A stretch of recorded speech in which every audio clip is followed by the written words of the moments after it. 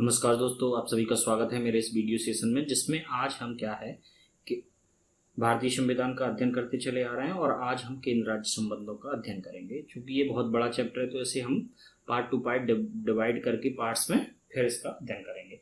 तो इसमें सबसे पहले जो देखेंगे तो हम यहाँ पर देखें केंद्र राज्य संबंध। जैसे कि पूरा भारत है तो उसका एक मान लो ये केंद्र है और इसमें बहुत सारे स्टेट्स हैं। अब ये आपस में किस तरीके से कोरिलेशन से रह रहे हैं और इनमें क्या क्या आपस में संबंध हो सकते हैं, उस सब के आधार पे हम देखेंगे कि केंद्र और राज्य कैसे संबंध फॉलो करते हैं। तो इनमें सबसे पहले आते हैं हम जिन्हें देख रहे हैं ये विधायी संबंध। विधायी संबंध मतलब लेजिस्लेशन या विधायन के नियम कानून कैसे बनाते हैं एक दूसरे के बीच में। तो ये सब दिया गया है कहाँ पर, विधायी संबंधों के बारे में। भाग है 11 और अनुच्छेद है 245 से 255।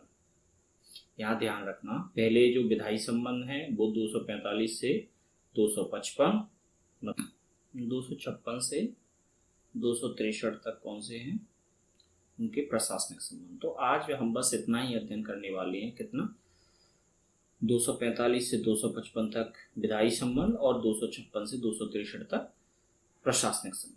ठीक है, इसके बाद वित्तीय संबंधों के लिए हम अलग से वीडियो लेके आएंगे जिसमें केवल हम वित्तीय संबंधों का अध्ययन करेंगे। ठीक है, तो अभी आते हैं हम विधायी संबंधों पर। तो विधायी संबंधों में समझ गए आप विधायी संबंध क्या होता है। लेजिस्लेटिव रिलेशन के मतलब कहाँ कौन क्या क्या विधायन कर सकता है। जैसे स्टेट किन चीज़ों पर कानून बनाएगी और स्टेट का विधायन क्षेत्र क्या रहेगा, सेंटर का विधायन क्षेत्र क्या रहेगा और वो कानून कहाँ कहाँ इम्प्लीमेंट होंगे, कौन कौन बनाएगा, कैसे कैसे बनाएगा, ये सारी चीज़ें देखेंगे। मतलब मेन विधायी संबंध फोकस करेंगे लेजिस्लेशन पर या विधायन पर या कहेंगे कानून निर्माण पर।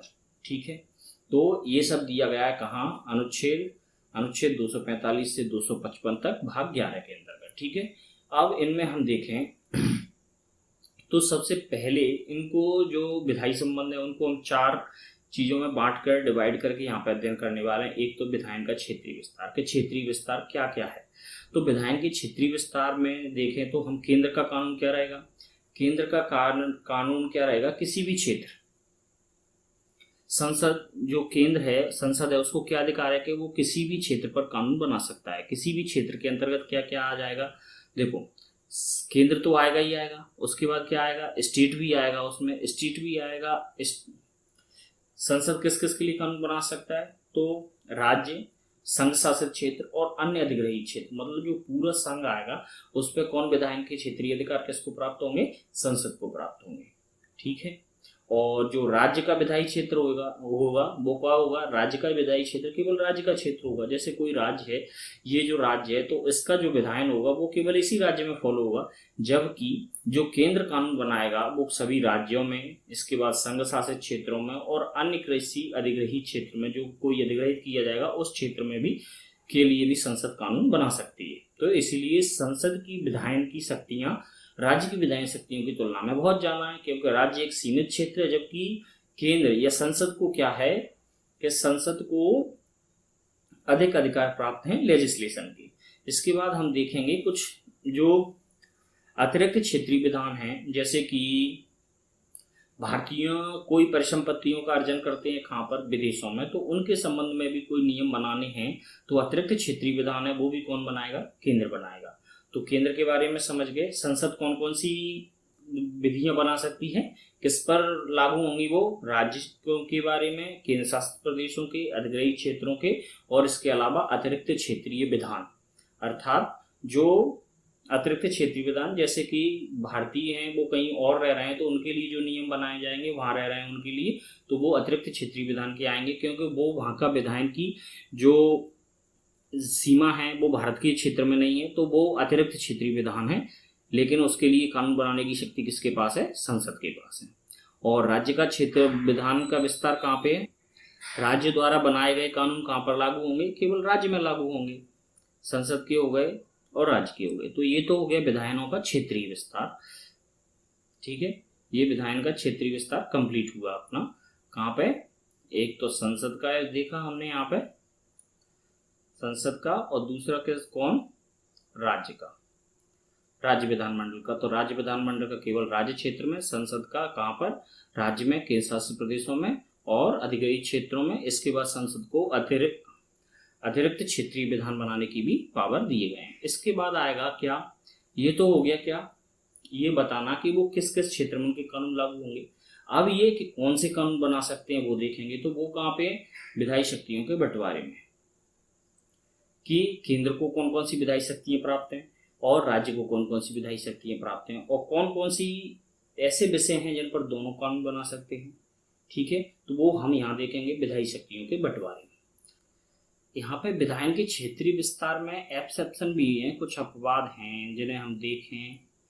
तो जैसे कि जो केंद्र शासित प्रदेश हैं 4, कौन कौन से, अंडमान निकोबार द्वीप समूह, दादर नगर हवेली एंड दमन एवं दीव, लद्दाख और लक्षद्वीप। इनके लिए कानून बनाने में क्या है, राष्ट्रपति यहाँ के लोक कल्याण वगैरह के लिए कानून बना सकता है, और संसद के जो नियम बनाने की शक्ति है उससे ये राष्ट्रपति की शक्ति अतिरिक्त रहेगी इस पर, इन चारों पर। इसके बाद हम, ये तो हो गए 4 केंद्र शासित प्रदेश। इसके बाद देखें अनुसूचित क्षेत्रों पर। अनुसूचित क्षेत्र में राज्यपाल को शक्ति होती है कि वो चाहे तो बनाए गए किसी भी कानून को अनुसूचित क्षेत्रों में पूरा लागू करे या उसे थोड़ा सा मॉडिफाई करके लागू करे। ये अनुसूचित क्षेत्रों के लिए जो अनुसूची 5 में आते हैं उन पर किसकी शक्ति होती है, राज्यपाल की। इसके बाद आते हैं अनुसूची 6। अनुसूची 6 में क्या है, असम के राज्यपाल को शक्ति है कि वो किसी कानून को पूरा या मॉडिफाई करके लागू करे। इसके बाद मिजोरम, मेघालय और त्रिपुरा, यहाँ के लिए राष्ट्रपति को शक्ति दी गई है कि वो किसी भी कानून को पूरा या उसे परिवर्तित करके वहाँ पर लागू करे। ये चीज़ें ध्यान रखनी है। ठीक है, तो कौन सी हो गई, अनुसूची 5, अनुसूची 6 और 4 संघ शासित क्षेत्रों में विधायन के क्षेत्रीय विस्तार की कुछ अपवाद हैं, वो हमने देख लिए। विधायी शक्तियों के बंटवारे में आए तो कि विधायी शक्तियां कौन किस किस पर बनाएगा। तो विधायी शक्तियों का बंटवारा क्या है, 7वीं अनुसूची है हमारे यहाँ। तो 7वीं अनुसूची द्वारा जो विधायी शक्तियों का बंटवारा किया गया है उसमें संघ सूची में कितनी है, 98 विषय, पहले 97 विषय थे। राज्य सूची में है 61 विषय, पहले 66 विषय थे। और संवर्ती सूची में है कितने, 52 विषय, जो पहले कितने थे, 47 विषय थे। इसमें संघ सूची में देखें तो वो चीज़ें आती हैं जो कि क्या है केंद्रीय या बहुत ही ज़्यादा वास्ट महत्व रखती हैं, जैसे कि रक्षा है, बैंकिंग है, परमाणु ऊर्जा है, अंतरिक्ष है, सेना है, बंदरगाह, ये सारी किस्में आएंगे संघ सूची में। आते राज्य सूची में कौन कौन सी चीज़ें आएंगी, कृषि है, सार्वजनिक व्यवस्था है, पब्लिक ऑर्डर, पुलिस, जेल, जन स्वास्थ्य एवं सफाई, ये सारी चीज़ें किसमें है, राज्य सूची में। अब आती है संवर्ती सूची, उसमें वो सब्जेक्ट आएंगे इन पर दोनों कानून बना सकते हैं, जैसे शिक्षा है, वन है, बिजली है, दवा है, अखबार है, ईटीसी। अब क्या हुआ था, 42वें संविधान संशोधन, यहाँ पे आप देख रहे हैं कि ये 61 विषय थे राज्य सूची में, जो पहले कितने थे, 66, मतलब 5 कम हुए। और संवर्ती सूची में 47 से कितने हुए, 52, 5 प्लस हुए। तो ये कहाँ से आए 5, तो क्या हुआ था, 42वें संविधान संशोधन 1976 से 5 विषय थे राज्य सूची के, उन्हें संवर्ती सूची में शामिल कर दिया गया। वो 5 कौन कौन से हैं, वो हैं, पहला है शिक्षा, वन, नापतौल, वन जीव एवं पक्षियों का संरक्षण और न्याय का प्रशासन। तो यहाँ हमने देख लिया कि 42वें संविधान संशोधन 1976 से कौन कौन से 5 सब्जेक्ट जो कहाँ से थे, स्टेट लिस्ट में थे, उन्हें कहाँ डाला गया, कॉन्करेंट लिस्ट या संवर्ती सूची में लेकर आए। तो वो कौन कौन से थे, शिक्षा, वन, नापतौल, वन्य जीव और न्याय प्रशासन। इसे याद रखने के लिए आप इसे आगे के अक्षर ले लो, से, व, और इसे ले लो वन्य, सिर्फ एक, तो वा से तो वन्य प्राणी हो जाएंगे, ना से नापतौल और न्याय प्रशासन, नीचे न्याय। तो सिर्फ वन्य से इन्हें याद रख लेना। वैसे इतने डेप्थ में कोई जाएगा नहीं, पर फिर भी मैं आपको ये 5 लिस्ट बता देता हूँ जो 42वें संविधान संशोधन 1976 से चेंज किए गए, कहाँ पे, स्टेट लिस्ट से कॉन्करेंट लिस्ट या संवर्ती सूची में डाले गए। ठीक है, अब चलो क्या हो गया, हमने देख लिया केंद्र राज्य संबंधों के विधायी संबंध देख रहे हैं। विधायी संबंधों में हमने एक चीज पहले देख ली, क्या देख लिया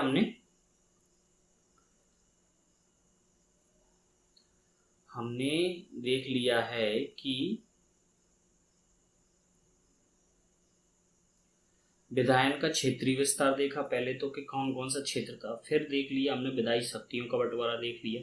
ठीक है, अब हम देखने वाले हैं राज्य क्षेत्र में संसदीय विधान कि अपन ने ऊपर क्या चीजें देख ली, विधायन का क्षेत्रीय विस्तार देख लिया कि केंद्र कहाँ कहाँ का, संसद कहाँ के लिए कानून बना सकती है, तो राज्य के लिए बना सकता, राज्य क्षेत्र में लागू होंगे, और संघ शासित क्षेत्र में लागू होंगे, अधिग्रह क्षेत्र में होगा, अतिरिक्त क्षेत्रीय विधान भी बना सकती है संसद, और राज्य के कानून कहाँ पे, सिर्फ राज्य में लागू होंगे, क्षेत्रीय विस्तार हो गया। फिर उनके विधायन की शक्तियों का बंटवारा देख लिया कि वो 97 सब्जेक्ट हैं, उसके बाद कितने हो गए, 66 थे पहले, 61 रह गए, तो 61 राज्य सूची में हो गए, और संवर्ती सूची जिन पर दोनों कानून बना सकते हैं वो कितने, 47 से 52 हो गए, तो 52 सब्जेक्ट वो हो गए। इस तरीके से हमने क्या देख लिया, ये विधायी शक्तियों का बंटवारा देख लिया। अब देखेंगे विधायी शक्तियों का बंटवारा होगा, अब क्या हो गया कि राज्य क्षेत्र में संसदीय विधान, कब राज्य क्षेत्र में संसदीय विधान लागू होंगे, वो कौन कौन सी कंडीशन होंगी, ये हम इसमें देखेंगे। इसके बाद कौन सा है, राज्य विधानमंडल पर केंद्र का नियंत्रण। ये तो क्या हो गया, क्षेत्र में, राज्य क्षेत्र में संसदीय विधान, राज्यों के जो क्षेत्र है पूरा, बीच में जो ये राज्य क्षेत्र है इसमें कब केंद्र के साथ कानून लागू होंगे, ये देखने वाले हम इसमें राज्य क्षेत्र में संसदीय विधान। इसके बाद जो चौथा है राज्य विधानमंडल पर केंद्र का नियंत्रण, इसमें क्या देखेंगे हम कि कब केंद्र या संसद राज्य विधानमंडल को अपने कंट्रोल में ले लेती है, कब उसके विधान की प्रक्रिया को क्या है, वर्जित कर दिया जाता है या प्रतिबंधित कर दिया जाता है, या कब वो कैसे उसे कैप्चर कर लेती है या उस पर कंट्रोल बनाती है, कौन, केंद्र बनाता है, ये दिखाया गया है चौथी में। इससे पहले जो है वो सिर्फ क्या है कि संसद द्वारा बनाए गए कानूनों का कहाँ पे, संसदीय विधानों का राज्य क्षेत्र में लागू करना बता रहे हैं। ठीक है, तो चलो देखते हैं कब कब लागू होते हैं। तो सबसे पहला दिया गया है यहाँ पे क्या, अगर राज्यसभा प्रस्ताव पारित कर दे, ठीक है, यदि राज्यसभा 2/3 बहुमत से, ध्यान रखना यहाँ पे क्या है, 2/3 बहुमत, राज्यसभा अपने उपस्थित सदस्यों के 2/3 बहुमत से कोई प्रस्ताव पारित कर दे और कह दे कि राज्य सूची के इस विषय पर कौन कानून बना सकता है, कि संसद कानून बना सकती है, तो फिर उस पर संसद कानून बनाएगी। ठीक है, और इस प्रकार बनाया गया कानून कब तक, 1 वर्ष तक लागू रहेगा, लेकिन यदि इसे 1 वर्ष करके अनंत काल तक बढ़ाया जा सकता है, इसकी कोई लिमिटेशन नहीं है। ठीक है,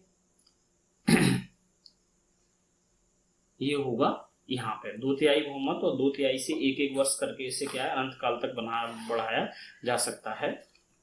और इस पर क्या रहेगा, इसका ये मतलब नहीं है कि ये सिर्फ बना दिया, इसके बना दिया तो इस पर क्या है, राज्य सरकार कानून नहीं बना सकती, राज्य सरकार सामान्य कानून बना सकती है, लेकिन यदि दोनों में टकराव होगा तो किसका कानून मान्य होगा, केंद्र का कानून मान्य होगा। ये तो हो गई राज्यसभा वाली एक स्थिति, जिसमें राज्यसभा अपने पावर से 2/3 बहुमत से स्टेट लिस्ट के किसी सब्जेक्ट को किसे दे देगी, संसद को कानून बनाने के लिए सौंप देगी। ठीक है, अब दूसरी कंडीशन कौन सी है, राज्यों के अनुरोध पर। ठीक है, तो 2 या 2 से अधिक राज्य अनुरोध करें किसी संसद से किसी विशेष विषय पर कि प्रस्ताव पारित कर दें, और संसद से कहें कि उनके लिए कानून बना सकते, तब संसद इस पर कानून बना सकती है। और क्या करेगी, संसद कानून तो बनाएगी, लेकिन फिर ये है कि इस प्रकार जो बनाया गया कानून है वो एक तो क्या है, दूसरे राज्यों पर लागू नहीं होगा जिन्होंने सहमति नहीं दी है, लेकिन वो चाहे तो बाद में उसे अपनी विधानमंडल में स्वीकृत करवा सकते हैं, किंतु ये डायरेक्ट उन पर इम्प्लीमेंट नहीं होगा। डायरेक्ट इम्प्लीमेंट किस पर होगा, केवल संसद पर ही होगा। संसद से जिन राज्यों ने अनुरोध किया है केवल उन्हीं राज्यों पर ये लागू होगा, अन्य राज्यों पर लागू नहीं होगा। ठीक है, और क्या होगा, अन्य राज्य चाहे तो इसे बाद में स्वीकृति दे सकते हैं, लेकिन जो राज्य जिस विषय को किसको संसद को सौंप चुके तो उसके संबंध में विधायन की शक्तियां यहाँ राज्यों के पास नहीं रहेंगी, केवल वो क्या है, फिर उसे संसद ही यूटिलाइज करेगी। ठीक है, ये यहाँ पे एक वो है। और इस प्रकार के कानून का संशोधन करना है, पुनर्विचार करना है, तो ये सिर्फ संसद ही कर सकती है, राज्य विधानमंडल ऐसा नहीं करेगा, उसमें डिस्टर्ब नहीं करेगा। ऐसा कौन सा बनाया है, जैसे वन्य जीव संरक्षण अधिनियम 1972 है, जल प्रदूषण नियंत्रण निवारण अधिनियम 1974 है। तो इस प्रकार के अधिनियम किससे बनाए गए हैं, राज्यों के अनुरोध पर संसद द्वारा बनाए गए हैं। ठीक है, और ये क्या है, इनकी स्थिति ऐसी रहेगी तो हमारा कौन सा हो गया, राज्यों के अनुरोध पर। ये हो गया राज्यसभा में एक प्रस्ताव द्वारा, ये क्या है, 2/3 बहुमत से पारित होगा। एक बार में 1 वर्ष के लिए 1 वर्ष करके अनंत काल तक बढ़ाए जा सकते हैं राज्यसभा के प्रस्ताव वाले में, ठीक है। और इससे क्या होगा, राज्यों की विधायन की शक्ति का कोई ऐसा नहीं है कि वो बिल्कुल उस पर बाद में विधायन नहीं, वो सामान्य विधायन कर सकते हैं, लेकिन इसके अगेंस्ट विधायन नहीं कर सकते। नहीं तो वो कौन सा कानून प्रिवेल होगा, केंद्र वाला कानून प्रिवेल होता है। और राज्यों के अनुरोध की अवस्था में क्या है, 2 या 2 से अधिक राज्य अनुरोध करेंगे तब क्या कर सकती है, संसद उनके लिए कानून बना सकती है। ये अन्य राज्यों पर लागू नहीं होगा, अन्य राज्य चाहें तो इसे स्वीकृति दे सकते हैं अथवा ना दें, ठीक है। और इस प्रकार के कानून को पुनर्विचार, संशोधन या कुछ भी करना है तो वो केवल संसद कर सकती है, राज्य नहीं करेंगे। और राज्य ने जिस विषय को एक बार सौंप दिया है किसको, संसद को, तो वो इस पर पुनः फिर राज्य कानून नहीं बना सकता है। केवल कौन, केवल संसद ही कानून बना सकती है, क्योंकि आपने उसे पहले ही डिनोट कर दिया है।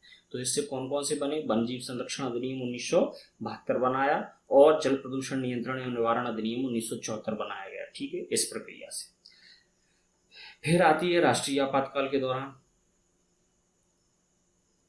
तो राष्ट्रीय आपातकाल के दौरान हम जानते हैं क्या होता है।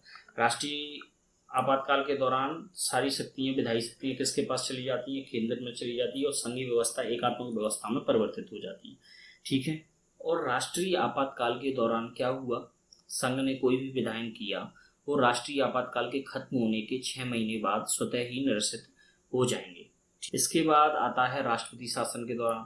तो राष्ट्रपति शासन के दौरान क्या है, राज्य के लिए विधायन की पावर किसके पास चली जाती है, संसद के पास चली जाती है। तो संसद विधायन करेगी राज्य के लिए, और इसके द्वारा बनाए गए जो भी कानून हैं वो क्या होगा, जैसे ही राज्य विधानसभा बहाल होगी तो जब तक कि तब तक वो नियम कानून लागू रहेंगे जब तक कि विधानसभा उन्हें संशोधित या और उन्हें निरसित या परिवर्तित ना कर दे, तब तक वो लागू रहेंगे। और यदि उसने कुछ नहीं किया तो वो चलते रहेंगे, ठीक है। ये हो गया राष्ट्रपति शासन के दौरान।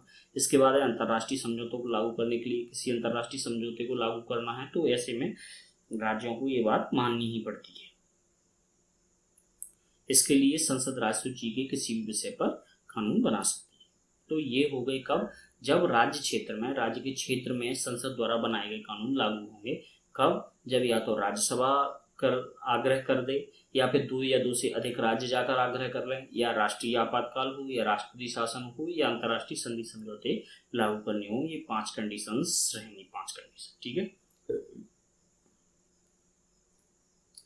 राज्यसभा के 2/3 बहुमत से कोई प्रस्ताव पारित कर दे तो राज्य सूची के विषय में, और 2 या 2 से अधिक राज्यों के अनुरोध पर राष्ट्रपति शासन, राष्ट्रीय आपात और अंतर्राष्ट्रीय संधि या समझौते को लागू करने के लिए कोई कानून बनाना हो, तब किस पे, तो अब संसद द्वारा बनाए गए कानून राज्य क्षेत्र में लागू।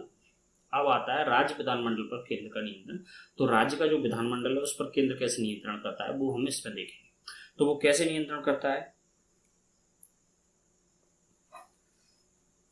राज्यपाल क्या कर सकता है, राज्यपाल को पावर दिए गए हैं कि वो कुछ विधेयकों को चाहे तो राज्यपाल की संस्तुति के लिए आरक्षित कर सकता है। और राष्ट्रपति के पास हम देखेंगे अभी जब विधेयक देखेंगे तब, तो उसमें क्या है, राष्ट्रपति चाहे तो उनका कोई जवाब दे अथवा ना दे। इस तरीके से क्या हुआ, राज्य का जो विधायन है वो बाधित कर दिया गया केंद्र द्वारा, और राष्ट्रपति द्वारा उस पर कोई जवाब नहीं दिया गया तो वो क्या गिर गया, वो विधेयक गिर जाएगा अपने आप, स्वतः ही उसका कुछ नहीं हो पाएगा।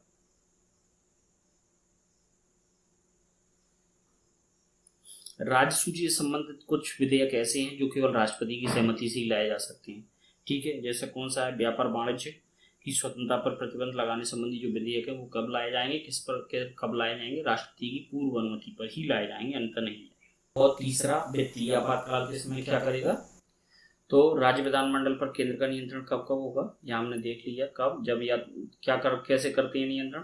तो राज्यपाल कुछ विधेयकों को राष्ट्रपति की संस्तुति के लिए भेज देगा, ठीक है। और राष्ट्रपति को उस पर कुछ विशेषाधिकार होती है कि वो चाहे तो उन्हें स्वीकृत करे अथवा ना करे या अपने पास डले रहने दे, तो विशेष प्रकार के उसका इस्तेमाल करके उसको नलीफाई कर दिया जाएगा। दूसरा आता है राज्य सूची से संबंधित विधेयक केवल राष्ट्रपति की पूर्व सहमति से।